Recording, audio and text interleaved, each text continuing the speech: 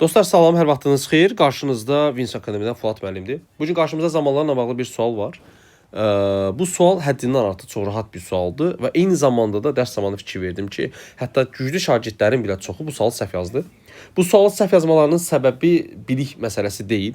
Bu sualı səhv yazmalarının tək səbəbləri diqqətsizlikdir. Niyə? Çünki şagirdlərin əksəriyyəti səhv eləyərkən burada B variantı yazdılar. Necə əsaslandırdılar? Dedilər ki, cümlə sonunda yesterday var. Tərcüməsi dünən deməkdir. Keçmiş zamanı bildirirsə, biz də B variantı verib feili keçmiş zamana çevirəcəyik. Amma bir məqam var dostlar. Bu cümlənin sualı didlə verilir. Şagirdlər əgər bu hissəyə diqqətlə fikir versələr, görərlər ki, və bilməlidirlər ki, sualı do ilə, dazla, didlə hansı ilə verirlərsə, feil mütləq ki, orijinal formada olmalıdır. Yəni, buna S artıra bilmərik, buna id artıra bilmərik, kökündən dəyişə bilmərik. Cavab da qalır A variantı. C ilə Y niyə səhvdir, onu da deyimsə, birinci C variantda gəlici zaman var. Did keçmiş zamanın göstəricəsi olduğuna görə biz bunu will ilə verə bilmərik.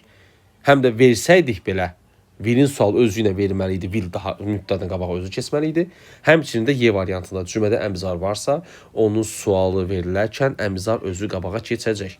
Ona görə də yesterday olmasa asıl olmayaraq, zaten yesterday'ə görə cümlədə keçmiş zamanı bildirən did var. Biz burada didə görə feili orijinal formada A variantını veririk. Bununla da bitdi.